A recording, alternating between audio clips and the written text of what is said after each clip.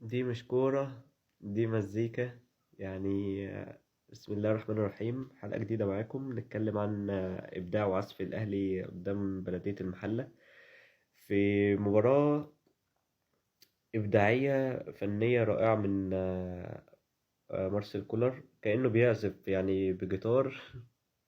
مباراة يعني فوق رائعة بزيادة. يعني مباراة قراية للمباراة كويسة. تغيير في التشكيل، تدوير كويس، انك مريح لعيبة اصلا اساسية عندك. بادئ بتشكيل لعيبة لا، في منهم لعيبة لسه راجعة من اصابة، في منهم لعيبة بقالها كتير بعيدة.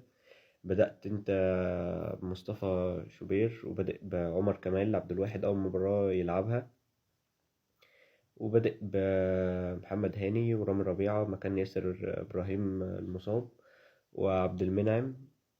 وبدأ في خط النص عندك كريم نيدفيد، بادئ بقفشة، وبادئ بإمام، وبادئ قدام برضه سليم وكريم فؤاد اللي بقاله برضه فترة. يعتبر كان بينزل بديل يعني وكده. النهاردة بدأ أساسي، وبادئ بوسام مكان موديست. وسام الأول مشاركة ليه يلعب أساسي النهاردة، يعني كان يعتبر زي ميلاده يعني.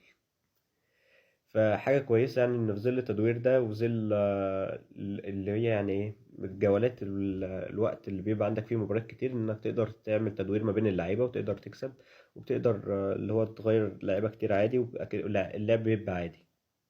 اللعب يعني اللي هو بيعتبر، يبقى أنت دلوقتي عندك تشكيلين، الاحتياطي قوي زي الهجومي برضه، يعني بتبقى حاجة مميزة للفريق.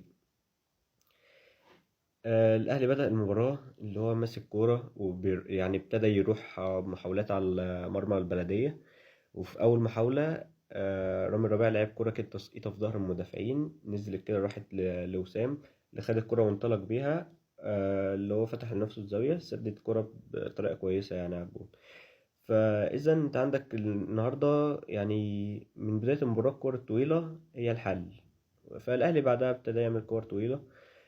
ابتدى يلعب كرة في ظهر المدافعين بتوع البلدية، والكرة فعلا بتتم بنجاح. عملها أكتر من حوالي 3 4 مرات، وكانت بتروح برضو.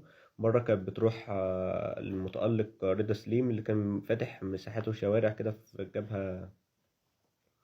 الجبهة اليمنى بتاعة البلدية.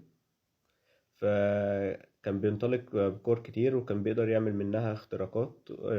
وفي الدقيقة 13 لعب كده كورة جت لقفشة، لعب بس سددها كده، خبطت في المدافع، رجعت لكريم فؤاد اللي خد فيرست تايم كده بطريقة جامدة، يعني تسديدة صاروخية. انت يعني كده يعتبر ريحت نفسك، و2-0 في ربع ساعة حاجة كويسة. حاجة معنوية، حاجة انك تريح اللعيبة بتاعتك، حاجة انك حسمت المباراة بدري بدري. فتلعب اللي هو تقلل المجهود البدني بتاعك، تلعب على المستريح كده زي ما بيقولوا، تلعب برتم هادي خالص. وبالفعل يعني الأهلي يعني بعدها يعني فعل اللي هو الريتم الهادي، اللي هو يعني بقى حتى يسيب الاستحواذ للاعيبة البلدية. بس هو كده كده استحواذ سلبي، وكانوا بيعملوا عليك هجمات، بس اللعيبة بتاعتك متمركزة كويس. يعني كان عندك كذا مرة هاني غطى كويس، عبد المنعم غطى في كورة كده، مع انه برضه غلط في كورة. ده لعيب بلدية. يعني عبد المنعم الفترة الأخيرة دي في حاجة غريبة، في سرحان عنده كده كتير. نتمنى يعني اللي هو يقل، بس هو قدم الشوط التاني أحسن من الأول بكتير. وعندك برضو عمر كمال في التغطية الدفاعية كان كويس جدا. آه يعني عندك النهاردة عمر كمال انت لعبته في حتة الباك ليفت دي اللي هي مش حتته، بس يعتبر أدى فيها كويس. أدى فيها كويس اللي هي من الناحية الدفاعية. هو هجومين ما ظهرش يعتبر إلا في كورة ولا كورتين اللي كان بيلعبها في تمريرة كده اللي هي ثرو لرضا سليم، كان بيطلق فيها براحته. يعني عرضيات من عمر كمال تقريبا كان معدومة خالص.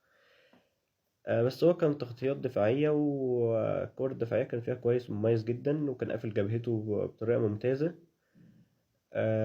وكان برضو الأهلي اللي هو يعني زي ما أنا قلت اللي هو الريتم بقى هادي خالص، لحد ما جت كورة مميزة للعالمي إمام، أسيست تاريخي يا اسطى. إيه الحلاوة يا اسطى؟ ده أنت بتطلع بسبوسة من رجلك والله حرفيا. لعب كده كورة مميزة، لوب كده، ثرو لوب كده من فوق المدافع أسرة رضا سليم. اللي هو استلمها كويس وفتح لنفسه، وفي الدقيقة وعلى طول التالت بقى ريح نفسك وريح الدنيا. انهي المباراة كده خلاص، المباراة اتحسمت ب 100%، مش حتى كمان 90%، 100% خلاص. الأهلي نزل بعدها الشوط التاني، نزل في أول دقيقتين كده إمام قدر يلبس المدافع ضربة جزاء صحيحة، اللي هو المدافع اللي دخل في رجله كده دخلة اللي هي متهورة حبة، فايه ده اتحسبت ضربة جزاء. يدخل الرائع وسام ابو علي اللي هو في اول مشاركة ليه سجل هدفين، حاجة مميزة جدا معنوية للعيب. حاجة كويسة للمهاجم عندك اللي هي تبقى بداية موفقة ليه، اللي هو يقدر يسجل. التسجيل للمهاجم بالذات يعني بتبقى حاجة مميزة اللي هو تفتح معاه بقى بعد كده. ويعني حاجة جميلة كبداية لعيب مهاجم انت لسه جايبه. كبداية مهاجم انت هتبقى محتاجه في المباراة الجاية، فيعني تبقى نفسيا تفيدك قوي كمان. آه، وبعدها بقى الريتم بقى هادي خالص. الأهلي ماسك كورة، بيمرر كورة، بيروح بهجمات، بيروح باختراقات، بس هي كالعادة يعني يعني بيلعب على الهادي كده زي ما بيقولوا يعني. وبعدين ابتدى ينزل تغييرات. نزل عمرو السولية الدقيقة 68 مكان إمام، ونزل برضه في الدقيقة 68 أكرم مكان هاني. وبعدين نزل حسين، لا سوري نزل معلول مكان عبد المنعم الأول الإصابة يعني. وبعدين حاجة قمة القرف والعبث يعني، كل مباراة لازم يطلع عندك لعيب مصاب. مرة اللي فاتت كان ياسر وندفيد رجع سليم الحمد لله، ياسر لسه مصاب في الخلفية. وعندك عبد المنعم. احنا غالبا هنلعب الزمالك من غير قلب دفاع حرفيا، حاجة قمة القرف يعني بجد. ونزل الأسطورة موديست مكان حسام أبو علي. وبعدين ابتدت لعيبة البلدية خلاص بعد الجون الرابع اللي هو فتحت الخطوط بتاعتها الهجومية، ابتدت اللي هي تهاجمك خلاص، اللي هو يعني النتيجة محسومة. نهاجم بقى ونحاول نجيب جون حتى اللي هو نقلص الفارق يعني ونقلله. وبالفعل ده حصل. وبعدين ابتدوا يعملوا عليك كثافة هجومية، بتلاقي البلدية بتهاجم بأربعة وخمسة لعيبة بيبقى عندك جوه المنطقة. بس كان الكورة العرضيات بتاعتهم والكور اللي هي اللي بيلعبوها بالعرض دي كان مصطفى شوبير بيتعامل معاها كويس، والمدافعين برضو كانوا بيتعاملوا معاه ويخرجوها كويس. وبعدين ابتدى نزول السولية دقيقة 68 مكان إمام، وأكرم نزل مكان هاني. وبعدين بقى الأهلي ابتدى يرجع تاني للهجوم. وفي الدقيقة 72 قفشة كده يدي ثرو يعني يدي أسيست كده كويس لموديست اللي لم المدافع وريح كده نفسه قوي ونايم يعتبر الحارس، وقام لعبها كده في الزاوية القريبة. فكانت حاجة كويسة يعني جدا. تسجيل عندك الثلاثي الهجومي بتاعك يعني، انت عندك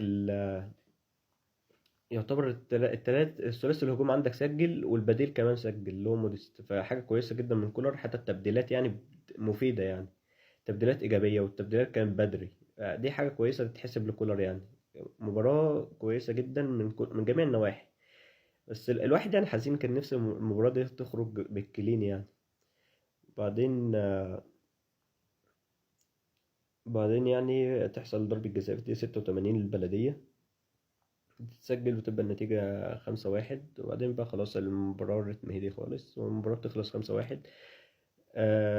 وبجد يعني في نهاية الحلقة